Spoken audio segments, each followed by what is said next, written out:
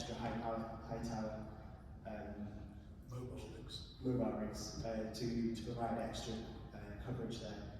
And this was actually made it very challenging our environment, so we were top and tailed by the MNOs who were thumping out kilowatts of power, and we're there doing a couple of watts. So it was difficult to hear ourselves. So actually, the beauty of the software-defined radio, we could go in and we could actually march in step with the MNOs, so that we could hear ourselves. And this was, again, with some of our colleagues that we've been working with in IBC. We were asked to help with the Danish election results at the Danish Parliament. And this is quite cheeky. This is the first time we put a 5G base station, standalone base station, in a bicycle. You can see it just behind you. It's covered in polythene. It was starting to rain a little bit, but that's a 5G base station in a bicycle. And we put up 2 base stations, one outside the Parliament, one inside the Parliament. And there was quite an interesting setup. It was the first time we ran a SIMTI 2110 workflow into their MCR from the Danish Parliament. And again, it worked well. Morton's actually here with us in the room today from TV2. So off the back of the POCs that we ran, we did actually win the Accelerator Project of the Year. And what did we learn? Lots of things. It's definitely possible. FPGAs and software-defined radios are broadcasters' friends. It does give us agility. We can tune up more or less in any band if a regulator will allow us. It's highly agile. It is actually very cost-effective.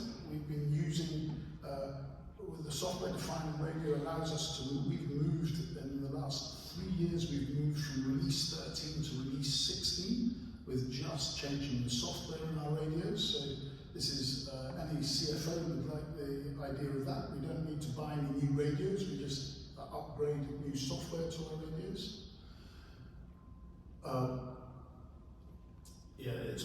We need lots of spectrum is our friend. The learnings are that some of our regulators, we need to engage with our regulators and help push this idea of, or promote the idea of sharing spectrum rather than just permanently assigning it to a primary user. If it's not being used in the geography, surely it must be shared. So we're seeing great things. Software-defined radio and software-defined networking will allow bringing us closer, ever closer to cognitive radio. So regulators can have confidence in being able to protect primary users, yet still have secondary users in the right way. Have access to the spectrum. And you can't do anything. There's no wireless cameras without spectrum. So we believe the future's very bright with using FPGAs in this way. So I think maybe we can skip the conclusions and head on to the... Or skip conclusions? Yeah, skip conclusions. Keep going. So what will we do next? 51 seconds. Yeah. So our next engagement is going to be the coronation of King Charles III on the 6th of May. We're going to be putting up a big network outside Buckingham Palace. So we're going to be deploying 8 cells to provide coverage over a kilometre for the foreign broadcast service, and we're expecting to have 40 to 50 devices streaming globally. CNN, NBC, Fox. Lots of broadcasters are going to be present.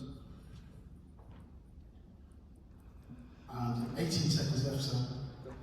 Yes. So we were invited, we bumped into NAB at IBC, and they said, hey, can you bring that NIB to America or NAB show? And we said, yes, we can. But the problem was no N77 spectrum. It's been auctioned off, sold to your MNOs. So we heard that you had a 2 gigahertz auxiliary frequency band. We are all fine. 12 seconds left. So we've got a 2. Oh, right. Thank you, Malcolm and Samuel.